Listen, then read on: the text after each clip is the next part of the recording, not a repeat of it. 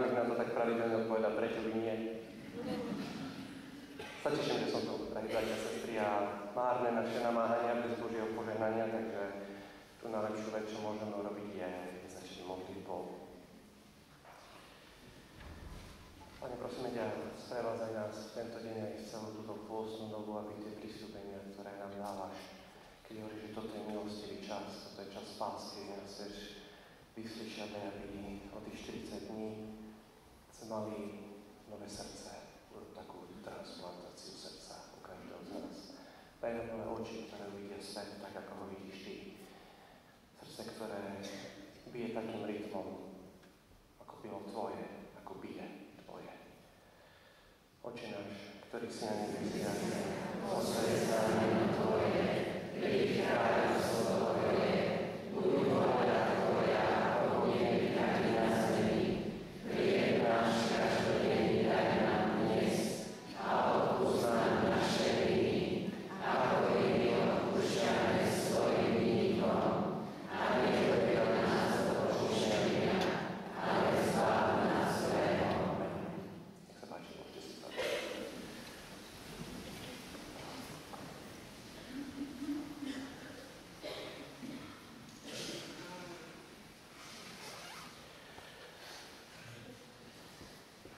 Som počul vás jeden taký pekný príbeh, sa mi páči, možno, že je vymyslený, možno, že je pravdivý, ale to jadro je veľmi silné, veľmi pravdivé. Hovorí o milujúcej manželke, ktorá sa v pondelok ráno zobudila, som natiahnuť v posteli, som pozrieť, vidí pri sebe svojho manžela a z celej sily ho obejme a pomôcka. Pán manžel hovorí, toto tu nebývalo doteraz, však nemám nič proti tomu, že dobré. Keď sa to opakuje v útorok a ešte aj v stredu, prvú vec, ktorú robí manželka, sa točí z celej sily, obejme svojho manžela a ho pomôcka, tak pán manžel už nemôže prekonať svoju zvedavosť a hovorí, že počúvaj dráne, že by sa mi to nepáčilo, presne opak je pravda, ale si to doteraz nerobila, tak si tak nejak osobitne mi možno vďačila za niečo, čo ja ani sám neviem možno. A pani manželka hovorí, nie, drahý, ale v sobotu som bola na spoveď. V sobotu som bola na spoveď a na záver mi povedal pán farár, že najbližší týždeň to, čo mám robiť, prvú vec, ktorú mám robiť hneď, ak sa zobudím, je z celej sily objať a poboskať môj kríž.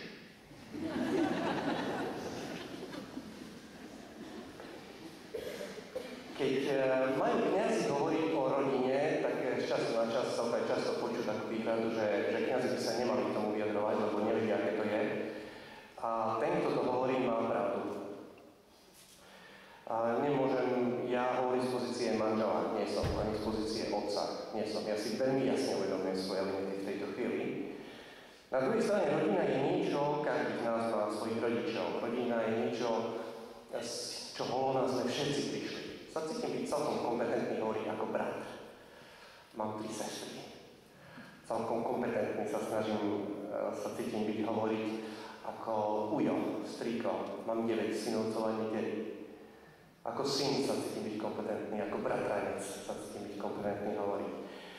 A aj keď kňaz si možno nevie, aké to je v konkrétnej situácii, lebo to, že z času na čas nás pozvú v nedeľu po obede na kávu a na dobrý koláčik, to neznamená, že vieme, aké to je útorok ráno, ne? Alebo vo štvrtok po obede. Ale keď kňazi nevedia, aké to je, drahí bratia a sestry, ja robím v Košiciach aj na cirkevnom súde a spovedám pravidelne, až príliš často počúvame, aké by to nemalo byť. Aké by to nemalo byť. A všetci sme sa tu stretli ako tí, ktorí veria Ježiša Krista, ktorý sám je tvorcom manželstva, ktorý vie veľmi dobre, ako by to malo byť. Pretože On, Boh nás stvoril. On nás stvoril. A tak my sa chceme zamyslieť, aká je tá myšlienka, ktorú mal Pán Boh v svojom srdci, keď to sobotné ráno sa pozrel na Adama a Evu, tak stáli nahý pred ním. On si povedal, no to je veľmi dobré. To je veľmi dobré. Prvýkrát v Biblii sa hovorí o radosti vtedy, keď Pán Boh priviedol Evu k Adamovi. Prvýkrát je v Biblii radosť. Na druhej strane to, čo je veľmi dobré, my veľmi dobre vieme, môže byť aj veľmi pokazené. Práve preto, že je to veľmi dobré. Práve preto, že je to veľmi dobré. Tak sa chceme zamyslieť, čo vlastne Boh mal v svojej mysli, keď povedal, buďte plodní a množte sa. Muž opustí svojho otca i matku a príjme k svojej manželke a budú jedno telo.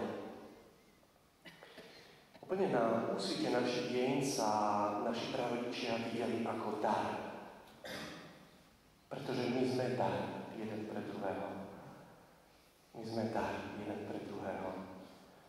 Adam sa potešil. Pretože si raz hovoril, že keď Pán Boh stvoril Adama, že to si len skúšal na nečisto. Potom už išiel na čisto, na ostrov.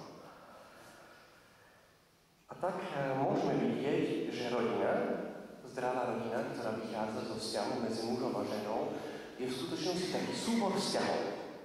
Súbor vzťahov. Ten primárny vzťah je muž a žena, nepochybne.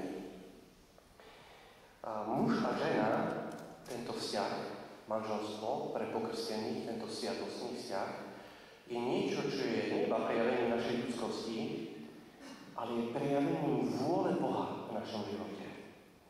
A tak manželstvo medzi mužom a ženou, medzi jedným mužom a jednou ženou je niečo, čo žiaden ľudský zákon nemôže zmeniť.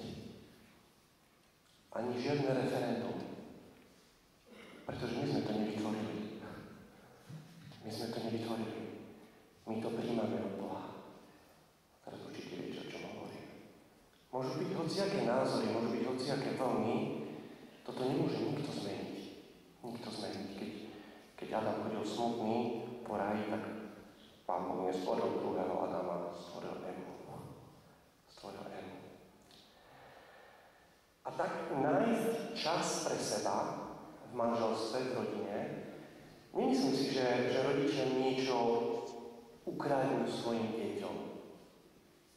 Nájsť si čas pre seba po 5, 10, 15, nech vás Pán Boh žehná, 40, 50, 60 rokoch manželstva, znamená vlastne dať svojim deťom to, čo v prvom rade majú dostať. A to sú milujúci sa rodičia. To sú to najlepšie, to je ten najlepší darček, ktorý rodičia môžu dať svojim deťom. To je to najlepšie. Môžeme vidieť v Káne Galilejskej, že to najlepšie prišlo na záver. Nie na svadobnej ceste. Na záver. Na záver prišlo najlepšie víno. Viete, že po 20, 30, 50 rokoch manželstva tu už sa asi nepije také isté víno, jak na začiatku, nie? Také bublinkové, fajnové. A kto by chcel byť burčak celý život, nie? Najviac zaplatíte za fľašu, ktorá je vyzretá. Taký dobrý Chardonnay Filipap, alebo Chianti, nejaké italianské. Zaplatíte 40-50 eur za dobrú fľašu vyzretú. Lebo je vyskúšaná časom. Je vyskúšaná časom. To je kvalitné víno. To najlepšie prichádza na záver. A tak môžeme vidieť, že niekedy manželia, že im dojde víno, že žijú vedľa seba. Práve som to povedal. Že žijú vedľa seba, ale nie pre seba. Pán Boh nestvoril manželov muža a ženu, aby žili vedľa seba. Oni nemajú žiť vedľa seba. Oni majú žiť pre seba, jeden pre druhého. A tak ja môžem ešte nedať žiadosť o rozvod, ešte môžem nedať žiadosť o rozvod, ešte to nemám na papieri, som nepodal žiadosť na rozvod, ale v mojom srdci môžem byť rozvedený. Si žijem na vlastné triko, sám pre seba. Sám pre seba. Ako by som ženatý, ale žijem ako by som nebol. Som otec, alebo som matka, a žijem ako by som nebol. Také akoby kresťanstvo. Také akoby manželstvo. Je však nemožné, aby Adam našiel pokoj svojho srdca, pokiaľ ho Eva nemá. Pretože keď Biblia hovorí, že muž opustí svojich rodičov, práve tak Eva opustí svojich rodičov a budú jedno telo, tento termín telo v hebrejčine nie je iba výraz fyzický.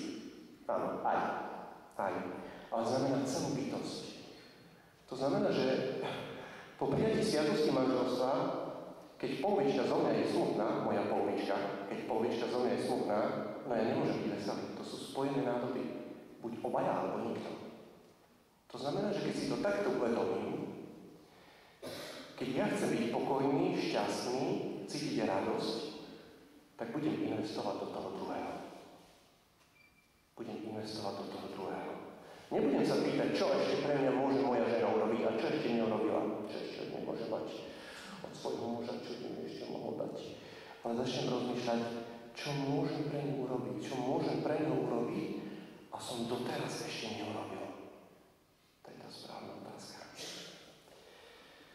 To viete, možno to sa celko pravidelne hovorí, že prečo Pán Boh stvoril Evu z Adamovho rebra. Máme rovnaký počet rebier, to je v poriadku. Ale prečo stvoril Evu z Adamovho rebra? Nestvoril Evu z Adamovej nohy, že by bola jeho služka. To nie je pravda. A nestvoril Evu ani z jeho hlavy, že by mu rozkazovala. Ale stvoril ju z jeho srdca, z jeho rebra, aby bola čo najbližšie jeho srdcu. To je krásne. Aj v hebrejčine sa muž povie iš a žena sa povie išach. Skoro ten istý zvuk. A tak vlastne môžeme vidieť aj dogmaticky, že skutočný človek je vlastne taký ľudský pár. Že z plnosti je ľudský pár. Náš drahý svätý otec blahej pamäti, blahoslavený Ján Pavol II napísal exhortáciu v roku 1981 Familiaris Consortio. A niekoľko citátov sme si tu vybrali, sa hovorí, že Kristus obnovuje pôvodný plán, ktorý stvoriteľ vložil do srdca muža a ženy. A v slávení sviatosti manželstva dáva nové srdce. Nové srdce tu dostávajú manželia, snúbenci. To nikdy nepustím ani v šťastie, ani v nešťastie, ani v zdravie, ani v chorobe, ať budem milovať a cítiť po všetkých dní svojho života. Tu ráno máte nové srdce. Takže manželia môžu prekonať svoju tvrdosť srdca. Najväčší problém manželov, ale každého človeka, ale manželov osobitne po vzťahu k sebe, je tvrdosť srdca. Viete, drahí priatelia, najväčší problém človeka nie je, že mu pukne srdce. Srdcia sa na to, že vypukali. To je v poriadku. Do neba sa ide s puknutým srdcom. To vám garantujem. Najhoršie je, keď človeku skamiene srdce. Že už necíti. Že už mu to je jedno. A takéto srdce chce Pán Boh aj v tejto pôstnej dobe vyrvať z našej ľudí. Tato srdce, ktoré bude byť, ktoré bude cítiť. A tak môžeme pokojne povedať, že je tu niečo také ako umenie byť manželom a umenie byť manželkou. Ukázať, čo sa skrýva v mojom srdci. Kanonické právo, cirkevné právo hovorí, že manželstvo je spoločenstvo celého života a pokračuje ďalej. Kanon 1055. Je spoločenstvo celého života. To znamená, že sa snažím, aby čo najviac som mohol dať tomu druhému. Aby som potom mohol čo najviac aj prijať. V období feudálnych vojen v Nemecku, v západnom Nemecku je jedno také mestečko, Weinsberg sa volá. A oproti nemu je pevnosť, taký kopec a taká pevnosť, sa hovorí jeden príbeh, ktorý sa stal, že keď mesto dobíjali nepriateľské vojska, tak všetci tí obyvatelia sa skrýli do tej pevnosti. A keď už niekoľko dní obliehali nepriateľské vojska tú pevnosť, ale bolo jasné, že tá pevnosť padne, tak veliteľ nepriateľského vojska povedal, že choďte na tú pevnosť a povedzte, že to je otázka niekoľkých dní a že budete porazení, povedzte im. Ale urobím jednu láskavosť pre vás. Ženy a deti môžu opustiť pevnosť a ženy si môžu zobrať jednu vec so sebou, ktorú chcú. Na druhý deň ráno, predstavte si úžas veliteľa nepriateľského vojska, úžas nepriateľských vojakov, keď sa otvorila brána pevnosti a ženy vychádzali so svojimi deťmi a na chrbtoch si nesli svojich mužov. Pochopili Weinsbergské manželky, čo znamená, že nepustím ani v šťastí, ani v nešťastí. Ani v zdraví, ani v chorobe. Pochopili, že ten manželský sľub nie je o šťastí a zdraví. Si predstavte, ja ti sľubujem fakt, že ťa neopustím ani v šťastí, ani v zdraví. To žiadne veľké hrdinstvo, ne? Ja ťa potrebujem v prvom rade v nešťastí a chorobe. Nie vtedy, keď to je výhodné pre teba, ale vtedy, keď to ja potrebujem. Vtedy, keď to ja potrebujem. My sami sa môžeme spýtať, sme hovorili aj o svadobnej ceste, máme rodinou manželov, samozrejme, čo by nie. Ale kedy sú v skutočnosti manželia k sebe najbližšie? Teraz som extrémne nekompetentný o tom hovoriť. To je pre vás teraz otázka. Ale mám také dôvodné podozrenie, že vtedy, keď majú problém, vtedy, keď ochorie jeden z nich, vtedy, keď niektorý z nich príde o prácu, nie vtedy, keď sa tešia jeden z druhého, keď nemajú žiaden problém. Majú pri sebe najbližšie možno pri posteli, v nemocnici. Tak si myslím, že vtedy majú najbližšie k sebe. Keď cítia, že sa môžu oprieť o toho druhého. Som strávil niekoľko rokov v Ríme, to je nezaslúžená milosť. Veľkú radosť mám z toho, že som mohol byť zároveň pred 11 rokmi, to bolo 21.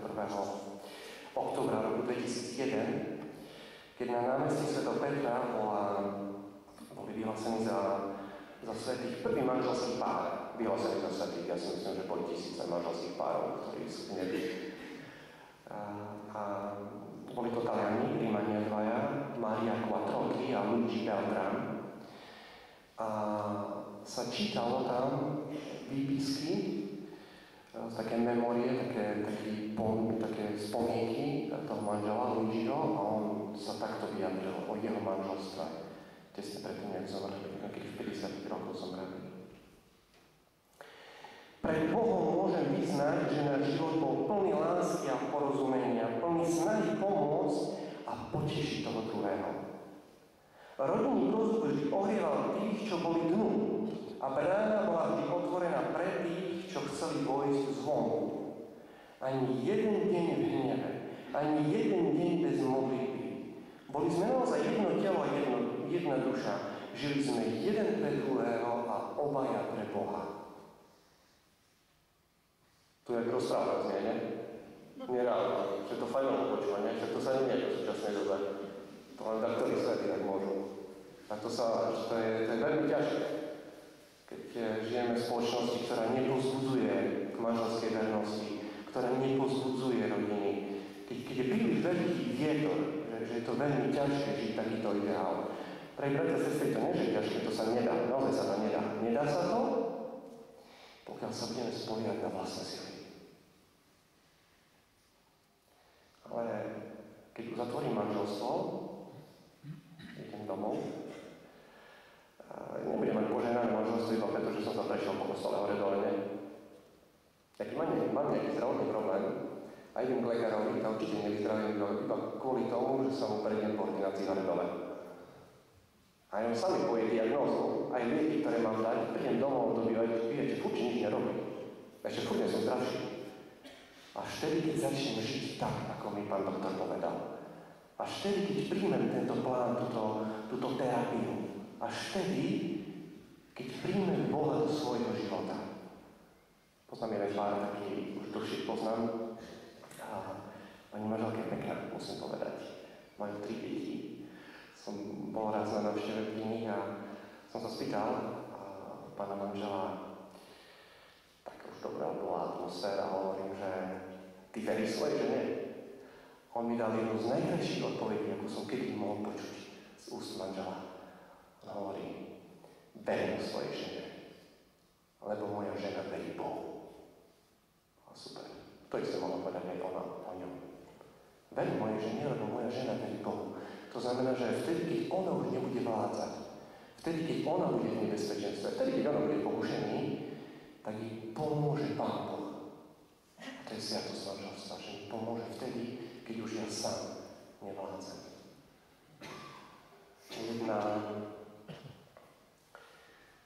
Jeden manželský pár slávil 60. výročie sobáša a prišla novinárka a sa pýta nevesty 83, 4, 5, 6 ročnej, že panka, povedzte, že teraz sa mladí tak rozvádzajú, že každých 5-6 rokov vydržia maximálne a tak. A jak je možné, že vy ste vydržali 60 rokov spolu?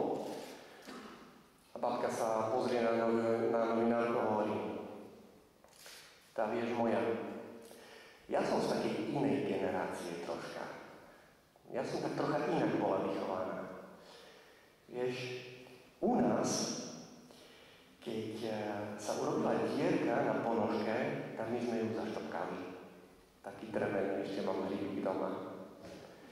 Keď sa nám pokazilo rádio, tak sme chodili po celom meste, kým sme našli niekoho, kto ho vedel opraviť.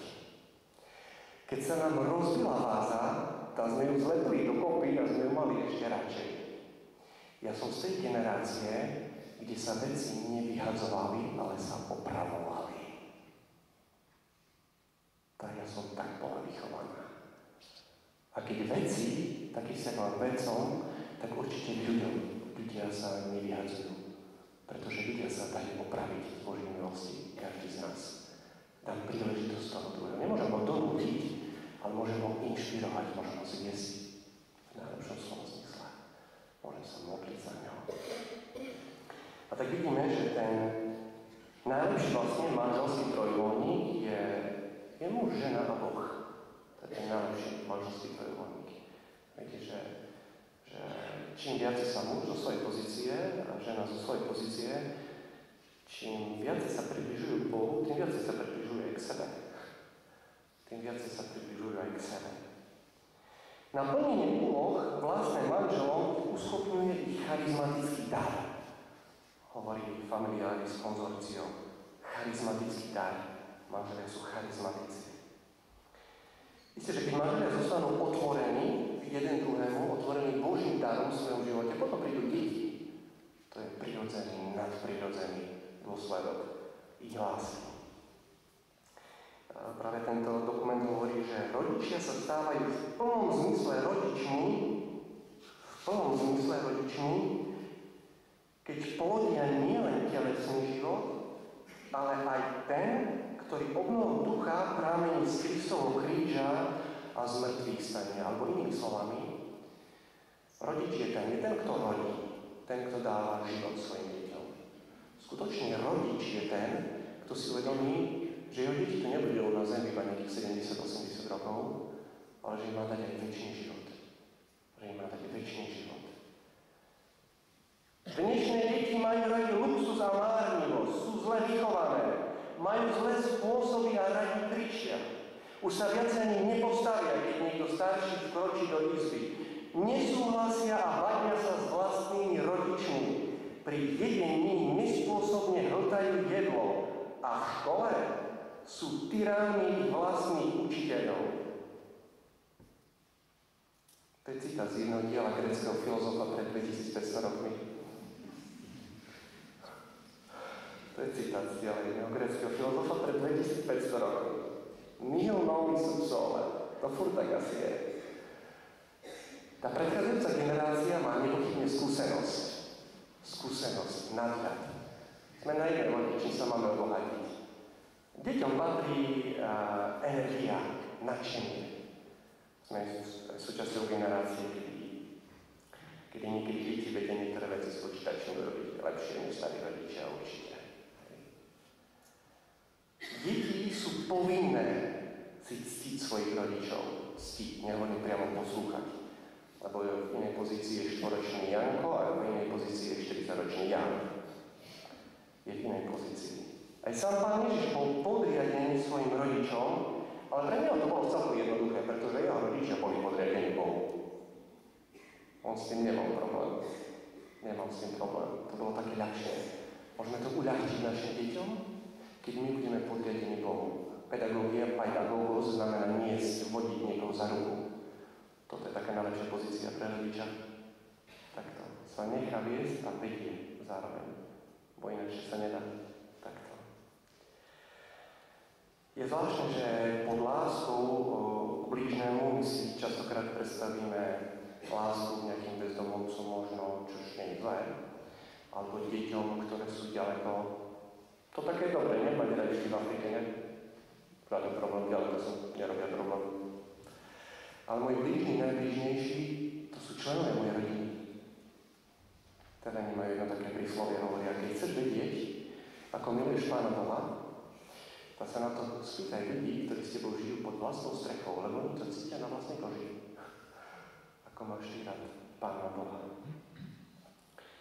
A ešte sa chceme zastaviť vo vzťahu rodičia deti pri jednom bode. Čo robiť vtedy, keď deti rastú v odboji, keď prestanú chodiť do kostola, možno, keď sú arogantné, drzé, neviem, tak bratia, sestry, neviem. Keď som mal vo vrecku nejakú tabletku, že každý, kto má problém s rodičmi, nemá byť nič. Že môže namiešať do kávy, do čaju a že zajtra to budú poslušné deti a nefunguje to tak, neviem. A to sú ťažké situácie, ja si to veľmi jasne uvedomujem. Dá sa zlyhať ako rodič. Teraz vyberám každé slovo, ktoré poviem. Bez toho, aby rodič bol vinný. Pán Ježiš si vybral 12 apoštolov, jeden zostal pri ňom. Keď potreboval pri kríži, jeden zostal. Čo robiť vtedy, aby kresťanskí rodičia neupadli do zúfalstva? Uvedomiť si, že naše deti patria v prvom rade Bohu. Myslím si, že to nie je ponižujúce pre rodičov. To je veľmi oslobodzujúce podľa mňa. Že moje deti patria v prvom rade Bohu. On vie, kedy sa ich dotknúť. Ja im mám ponúknuť príklad, aby ma videli, čo robím. Trošička tak osobne, v decembri bolo 10 rokov, čo mi zomrel môj otec. A pamätám si zase, 58 rokov mal. Najviac si ho pamätám nie to, čo hovoril, ale ako sa správal. Viem si ho predstaviť, ako kľačí pri posteli. Viem si ho predstaviť, ako stojí v rade pred spovedelnicou na prvý piatok. To stačí. To stačí. Aby sa deti mali kam vrátiť, k akému prameniu. A Pán Boh už vie, ako ich osloviť. Kedy? Starí rodičia, vám ďakujeme. Ďakujeme vám, máme vás radi. Nevždy sa nám to darí. Ale aj Svätý Otec práve v tomto hovorí vo Familiaris Consortio. Predovšetkým starí rodičia majú plniť cenné poslanie. Svedčiť o minulosti a viesť k múdrosti mladých ľudí a budúce pokolenia. V skutočnosti totiž život starých ľudí nám pomáha osvetliť stupnicu ľudských hodnôt. Koľko detí našlo porozumenie a lásku v očiach, slovách a nežnostiach starých ľudí. A koľko ľudí starých radosne súhlasilo s inšpirovanými slovami Písma svätého. Korunou starcov sú ich deti a deti ich detí. A pokračuje ďalej Svätý Otec. Má sa preukazovať zvláštna úcta a veľká láska k starým ľuďom. Starý človek v nich nie je vôbec vytláčaný z rodiny, alebo azda trpený ako neužitočné bremeno. Naopak, zostáva plne začlenený do rodinného života a hrá v ňom aj naďalej aktívnu a zodpovednú úlohu. Tak, toto by mala byť pozícia starých rodičov. Ale teraz sa vrátim k starým rodičom, lebo Svätý Otec pokračuje. Ale aj starí rodičia musia rešpektovať autonómiu novej rodiny. Aj starí rodičia musia rešpektovať mladých, ktorí sú dospelí, zaočkovaní s občianskym preukazom. Ktorí sú dospelí, si má každý sám svoju zodpovednosť brať za sebou. Takže toľko zhruba, čo sme chceli dneska povedať. A na záver som si prichystal pár dobrých rád pre manželov. Chcete vedieť? Dobre, čo to asi by mohlo byť na záver. Robíme súde cirkevnou, ako som už povedal. To je ťažká robota, ale veľmi obohacujúca. Sa teším, keď po 5-10 rokoch možno rozbitého manželstva nevnímam sily na to, málo kedy mám sily, nevnímam. Málo kedy mám. Ale je radosť, že človek opäť vidí nejaký úsmev na tvári. Za posledných 7 rokov počet rozvodov stúpal. Posledné 2 roky sa mi zdá, že klesá.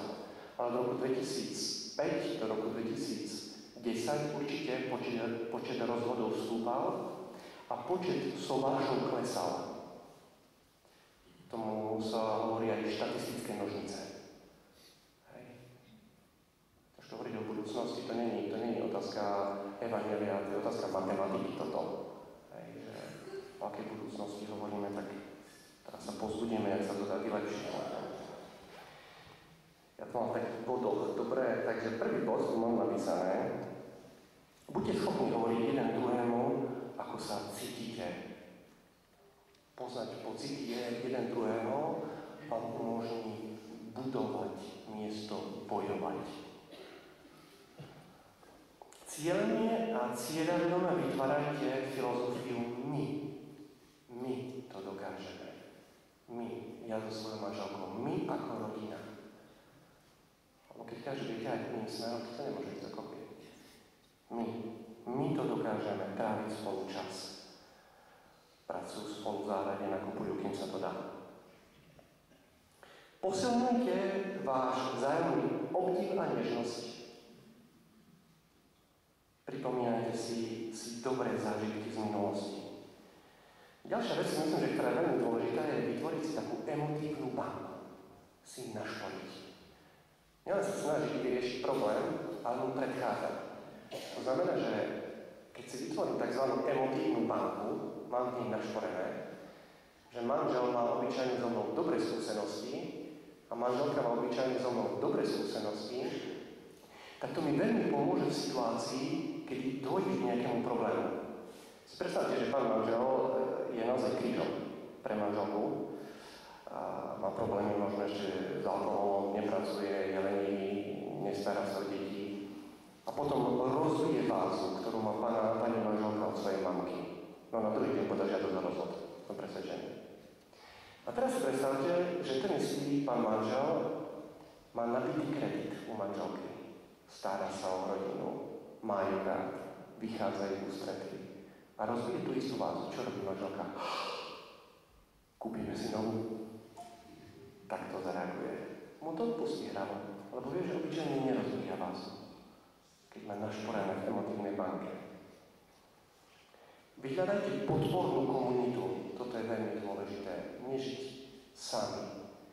Už vo farnosti nájsť, alebo na pracovisku. Tí, ktorí rovnako zmýšľajú. Lebo sa nám nedostáva veľkej podpory zo súčasných médií. To znamená, že nájsť kresťanských manželov, s ktorými sa môžem zdieľať čas, s ktorými môžem porozprávať. Ďalšia vec môže byť zaujímavá. Urobiť si zoznam vecí, napísať, ktorými je pre vás vaša manželka, manžel požehnaný. Skúste, to je veľmi dobré cvičenie. Napíšte, že prečo si myslíte, že vaša manželka je pre vás požehnaný. Prečo je vás manžel požehnaný, aký je prínos. A dajte jej jednu kópiu, sa poteší. A jednu si nechajte pre seba. A tam dopisujte potom. Prečo je pre vás požehnaný. Chváľte sa navzájom. To je dôležité. Úplne najlepšie na verejnosti. Úplne najlepšie na verejnosti. Sú veľmi vytržení manželia, ktorí sa chvália navzájom na verejnosti. Venujte pozornosť svojej sexualite. Absolútne, minimálne som kompetentný, ale si veľmi jasne uvedomujem tento dôležitý rozmer manželského života. A teraz to doplním, to nebude protirečenie, to doplním. Obdarujte sa aj nesexuálnymi dotykmi. Sexualita má svoju dynamiku, nepochybne. Ale cez deň sa objať, dotknúť, poboskať, dokážete vyjadriť ešte viac. Myslím si. Tam dáte taký signál cez deň. Sa dotknem len tak. Alebo taký letný bosk.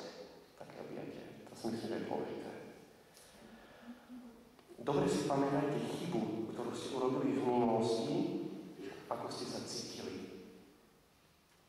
A ako vám manžel alebo manželka odpustil, pretože to budete aj vy potrebovať, keď urobíte v budúcnosti chybu.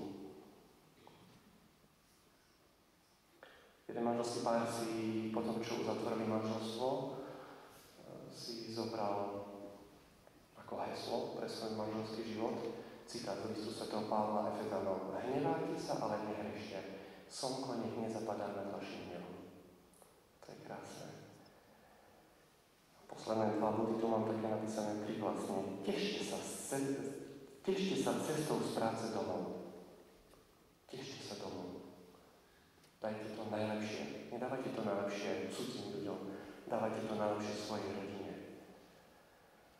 A potom ešte jednu vec som napísal, tak neviem, či to teraz mám povedať, či nedal som toto napísal, tak poviem, choďte do postele v rovnaký čas. Neviem, či to sa dá, či to sa nedá, ale myslím si, že to je celkom dobrý nápad. napríklad.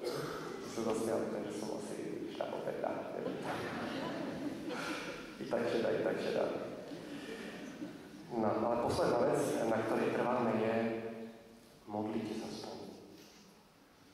Nepoznám žiaden manželský pár, ktorý by mal vážne problémy v rodine, alebo dokonca by sa rozpadol, keď sa spolu modlia. Nepoznám.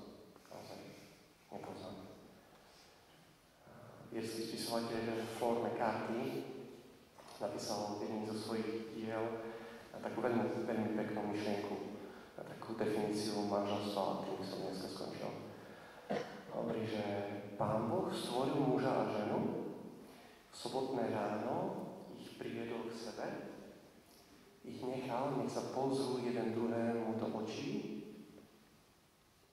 aby už tu na zemi pocítili, ako sa raz budú mať v nebi. Aby už tu na zemi raz pocítili, ako sa budú mať v nebi. Tak vám želám čo najviac takých pocitov v tomto týždni. A nezabudnite zajtra zaštapkať ponožku a obrať svoj kríž.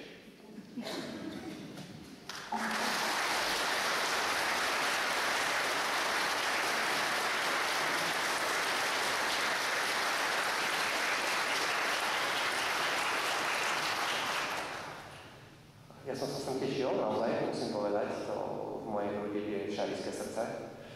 A keď som v Prešove prežil vlastne iba pol roka svojho života, nejakých 7 rokov v Košiciach, ale keď táto metra proti Košiciam vydržím Tatránu, to nie je o čom, to bez debaty, nie je o čom. A mám rád Košice, to zase nie. Tak ale tak rád držím radšej Tatránu, takže už s tým urobíte, aj s tým nechcem robiť, a mám rád Košice. Som sa sem veľmi tešil, som čakal, že sa tu budem dobre cítiť medzi mojimi súkmenujúcami, ale necítim sa tu tak, jak som to čakal, cítim sa lepšie. Tak vám ďakujem. Môžeme sa na to ešte pomodliť, a keď chcete, môžete o týždeň prísť.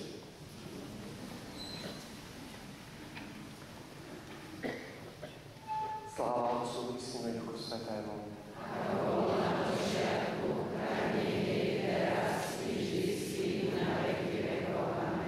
Pán s vami. Nech vás žehná všemohúci Boh, Otec i Syn i Duch Svätý. Amen. Ďakujem Božu.